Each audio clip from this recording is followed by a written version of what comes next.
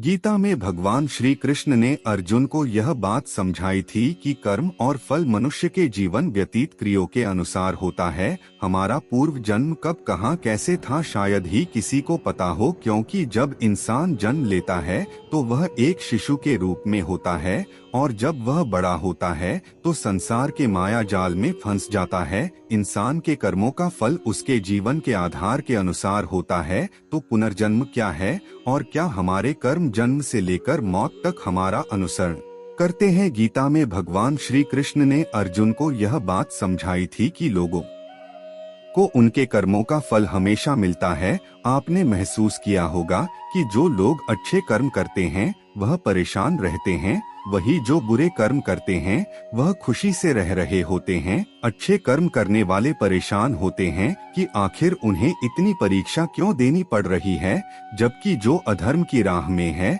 वह खुश हैं और जिंदगी का लुत्फ उठा रहे हैं। अगर आपके मन में भी यह सवाल आया है तो आज हम आपको इसका जवाब देंगे। यह जवाब वह है जो भागवत गीता में लिखा है और जो श्री कृष्ण ने अर्जुन को दिया था। भगवत गीता में वर्णित कथा के अनुसार जब भी अर्जुन के मन में कोई दुविधा होती थी तो वह श्री कृष्ण के पास पहुंच जाते थे। एक बार की बात है, अर्जुन ने भगवान श्री कृष्ण से आकर कहा कि वह दुविधा में है और इसका जवाब वह श्री कृष्ण से चाहते हैं। श्री कृष्ण ने पूछा कि क्या सवाल है? अर्जुन ने कहा, मुझे यह जानना है कि अच्छे लोगों के साथ हमेशा बुरा ही क्यों होता है और क्या पुनर्जन्म में भी पिछले कर्मों का फल मिलता है? अर्जुन के मुंह से ऐसी बातें सुनकर श्री कृष्ण मुस्कुराए और कहा, मनुष्य जैसा सोचता है और महसूस करता है वैसा कुछ नहीं होता है, बल्कि अज्ञानता की वजह से वह सच्चाई नहीं समझ पाता है।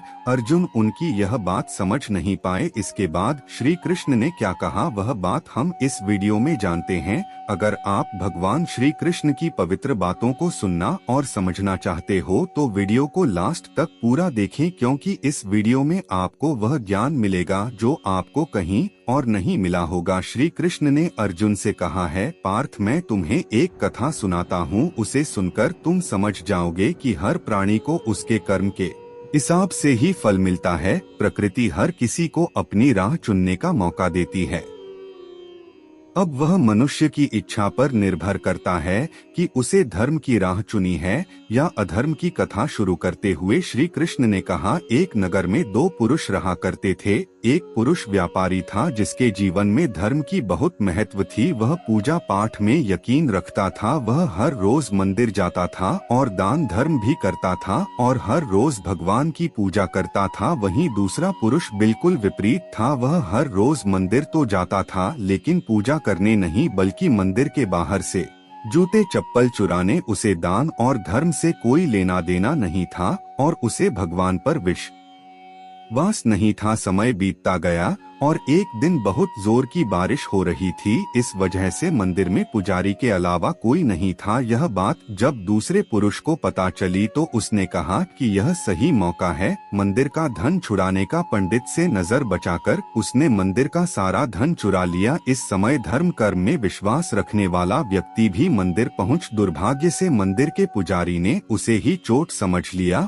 और चिल्लाने लगे। वहां लोग एकत्र हो गए और उसे बहुत मारा। किसी तरह वह बचते बचते वहां से निकला